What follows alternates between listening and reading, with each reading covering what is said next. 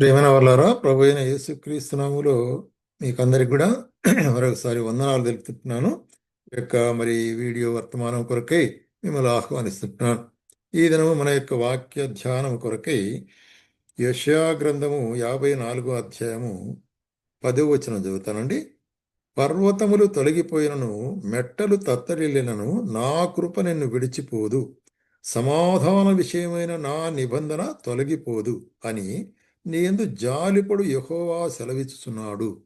ఇక్కడ యెషయా 54 అధ్యాయం 10వ వచనంలో ఒక వాగ్దానం ఇస్తుంటున్నాడు. దేవుడిచ్చినట్టు వాగ్దానము ఇశ్రాయేల్ ప్రజలతో తెలుపుతుంటున్నాడు. ఏంటి వాగ్దానం అంటే, మరి నిన్ను విడిచిపోను, నిబంధన తొలగిపోదు, నీతో కూడా ఉంటున్నాను అనేటువంటి ఇదొక వాగ్దానం, శ్రేష్టమైన వాగ్దానం. పర్వతములు తొలగిపోయినను, మెట్టలు తత్తరిల్లును. ఎంతో వైపరీత్యమైన కార్యం కదా. పర్వతములు మెట్టలు తొలగిపోయేది ఏంటి? అయినప్పటికీ కూడాను, అట్లున్నా కూడాను నా కృప నిన్ను విడిచిపోదంటాడు. సమాధాన విషయమైన నిబంధన తొలగిపోదనేటి వాగ్దానము ఇశ్రాయేలు ప్రజలైన వారికి ఇక్కడ యెషయా బయలుపరుస్తున్నాడు. ఈ విషయంలో మనం గమనించినట్లయితే, ఒక ఉదాహరణగా దేవుడు ఈ వాగ్దానాన్ని ఎట్లాగా చూసినట్లయితే నెరవేర్చిన వాడుగా ఉంటున్నాడు దావీదు విషయంలో అనేటువంటి కార్యము మనం చూస్తాం. చూడండి, ఇక్కడ చూసినట్లయితే 89వ కీర్తనలో ఏమంటాడు?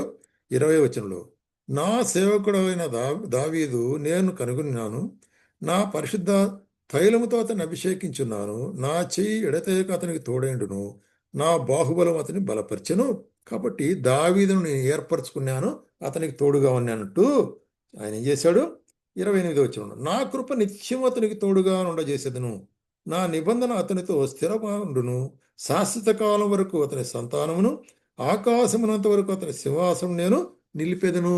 చూసా, దేవుని యొక్క వాగ్దానము ఈ విధంగా చెప్తూ, దావీదుని ఎట్లాగా స్థిరపరుస్తాను, అతని రాజ్యాన్ని ఎట్లా స్థిరపరుస్తానని చెప్తూ ఆ విధంగా దావీదుకు వాగ్దానం ఇచ్చినాడు. ఆ విధంగానే చేశాడు దేవుడు. దావీదు యొక్క సంతానము నిలిపినాడు. అతని యొక్క వంశావళిలో నుంచే యేసుక్రీస్తు ప్రభువు వచ్చినాడు అనే కార్యాన్ని మనం చూస్తున్నాం. కాబట్టి దావీదు సింహాసనమును స్థిరపరిచినాడు దేవుడు, వాగ్దానం ఇచ్చినాడు, నెరవేర్చినాడు. అందుకొరకే ఇక్కడ ఏమంటున్నాడంటే, ఇక్కడ మనం గమనించినట్లయితే ఏమంటాడు?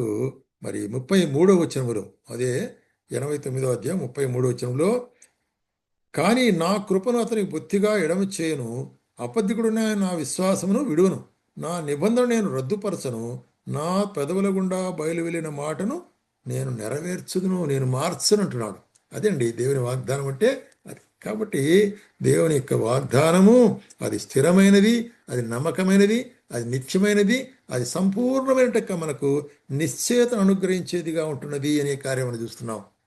కాబట్టి దేవుని వాగ్దానం, పర్వతములు తొలగిపోయినను, మెట్టలు తత్తలేను, నా కృప నిన్ను విడిచిపోదు. ఎంత గొప్ప ఆశ్చర్య అద్భుతకరమైన గొప్ప వాగ్దానం.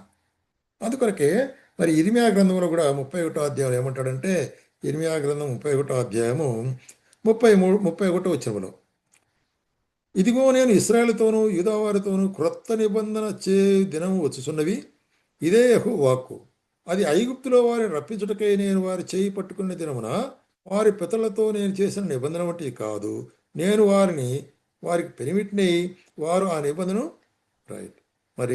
భంగము చేసుకుని, ఇదే యెహోవా వాక్కు, ఈ దినములైన తర్వాత నేను ఇశ్రాయేలు వారితోనూ యూదా వారితోనూ చేయబో నిబంధన ఇదే, వారి మనస్సుల్లో నా ధర్మవిధి నుంచదను, వారి హృదయముల మీద దాన్ని రాసిదని అంటాడు. కాబట్టి ఇక్కడ నూతన నిబంధన గురించినటువంటి ప్రవచనం ఇక్కడ చూస్తున్నాం. పాత నిబంధన ఏంటి? ఇజ్రాయేల్ ఐగుప్తులో నుంచి విడిపిస్తాడు, అని నడిపిస్తానని. అయితే ఇప్పుడేమంటున్నాడు? అటువంటి నిబంధన కాదు, ఇప్పుడు నేనేం చెప్తున్నాడు? క్రొత్త నిబంధన మీకు ఇస్తానంటున్నాడు. ఏంటో కొత్త నిబంధన అంటే, ఆ కొత్త నిబంధన ఏంటంటే, అది అక్షరముతో వ్రాయబడినట్టు ఆజ్ఞలు కాదు, కానీ బండ మీద దేవుడు ఆ మోషేకు ఆ యొక్క ఆజ్ఞలు ఇచ్చినప్పుడు బండ మీద తన వేలితో రాశాడు. అది వాగ్దానం. అయితే ఇప్పుడు ఇక మీదట ఆ విధంగా కాకుండా మీ హృదయముల మీద దాన్ని రాసేదను, నా ధర్మవిధిని నేను రాయబోదును. కాబట్టి అదే నూతన నిబంధన, క్రీస్తు యేసు ద్వారా మనకి నూతన నిబంధన యొక్క సత్యము అనేటువంటి కార్యాన్ని మనం ఎరగవలసి అనుకుంటున్నాం. అందుకొరకే ఈ నిబంధన గురించి ఏం చెప్తున్నాడు మరి ఇర్మియా 3వ అధ్యాయంలో విలాపవాక్యములు 3వ అధ్యాయం 22వ వచనంలో ఏమంటాడంటే, యెహోవా కృపగలవాడు, ఆయన వాత్సల్యత ఎడతెగక నిలుచును. కనుక మనము నిర్మూలము కాకున్నాము, అనుదినము నూతనముగా ఆయన వాత్సల్యత పుట్టుచున్నది. నీవు ఎంతైనా నమ్మదగిన వాడవు కాబట్టి నీ వాగ్దానము నమ్మదగినది, నీవు నమ్మదగిన వాడవు. నీ వాత్సల్యత ఎట్లాగుందంట, దినదినము నూతనముగా కలుగుతున్నది, దినదినము. అందుకొరకే కీర్తనకర్త ఏమంటాడంటే, ఇటువంటి వాగ్దానం పొందిన నేను ఏమంటాడు, దేవుడు నాకు ఆశ్రయమును దుర్గం అంటాడు 46వ కీర్తన. దేవుడు నాకు ఆశ్రయమును దుర్గమని అన్నాడు, ఆపత్కాలములో నమ్మకం సహాయకుడు. కాబట్టి కావున భూమి మార్పు నొంది నడి సముద్రములో పర్వతములు మునిగినను. చూసావా, ఇదంతా గొప్పదైన కార్యం.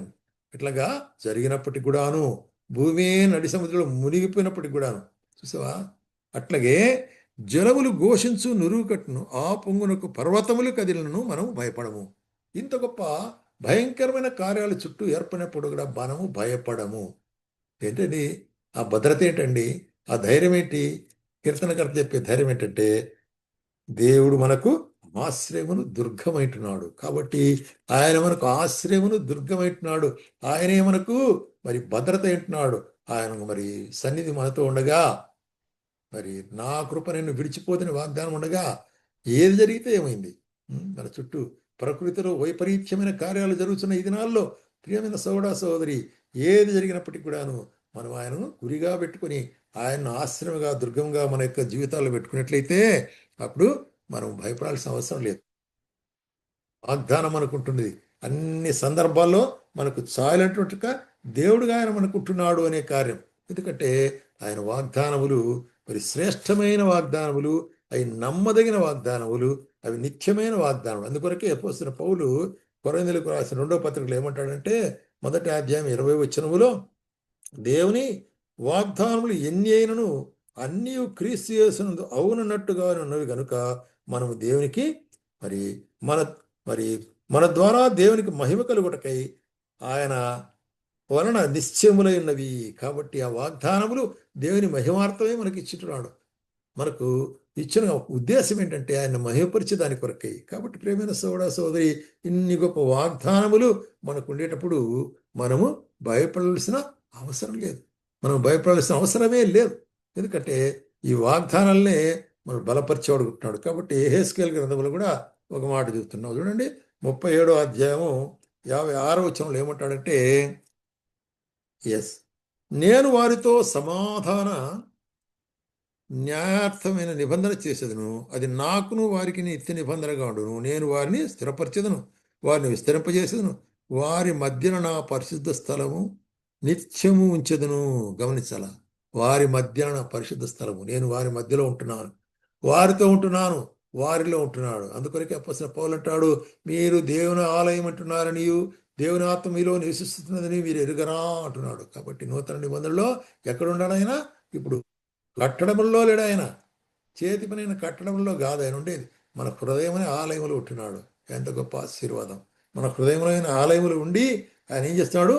గొప్ప కార్యములు చేసేవాడు, ఆయన వాగ్దానములు నెరవేర్చేవాడు. అందుకొరకు ఏమంటున్నాడంటే, నేను మీతో కూడా ఉంటున్నాను అంటున్నాడు. ఎంతవరకు చూడండి, యోహాను సువార్త 14వ అధ్యాయము 27వ వచనంలో, శాంతిని మీకు అనుగ్రహించి వెళుచున్నాను, నా శాంతిని మీకు అనుగ్రహించున్నాను, లోకం ఇచ్చినట్లుగాక మరి మీకు అనుగ్రహించట్లేదు. మీ హృదయంలో కలవరపడనీయకుడి, వెరవనీయకుడి. కాబట్టి నా యొక్క శాంతి, నా సమాధానం, నా యొక్క మరి చూసినట్లయితే చెప్పాలంటే నా యొక్క ప్రసన్నత, నా సన్నిధి మీతో కూడా ఉంటుంది. కాబట్టి మీరు భయపడాల్సిన అవసరం లేదు. ఆయన మనకు సమాధానం పెట్టినాడు, ఆయనే మనకు శాంతి పెట్టినాడు, ఆయనే మనకు ఆదరణ పెట్టినాడు, ఆయనే మనకు బలం పెట్టినాడు. ఆయన వాగ్దానములు ఎన్ని ఉన్నప్పటికీ కూడా అన్ని కూడా యేసుక్రీస్తులో అవును ఆమేన్ అనేట్టుగా ఉంటున్నది. అందుకొరకే మరి పర్వతములు మరి మరి కదిలినప్పటికి కూడాను కదా, చూసినట్లయితే కొండలు మరి లేక పర్వతములు తొలగిపోయినను, మెట్టలు తత్తరిల్లినను, నా కృప నిన్ను విడిచిపోదు. కాబట్టి ఎట్లా చెప్తున్నాడు ఆయన? మన ఎందుకు జాలిపడు యెహోవా మనకు సెలవిస్తున్నాడు. ప్రేమ సోదరి, ఆయన మీద జాలి కలిగిన వాడుగా, కృప కలిగిన వాడుగా, ప్రేమ కలిగిన వాడుగా ఉంటున్నాడు. కాబట్టి ఆయన వాగ్దానాల మందు విశ్వసించి, ఆయన వాగ్దానాల మీద నమ్మకం ఉంచి జీవించినట్లయితే ఆయనే మనకు ఆశ్రయము దుర్గము బలమైన వాడుకుంటున్నాడు. మనల్ని బలపరిచి స్థిరపరిచే వాడుకుంటున్నాడు.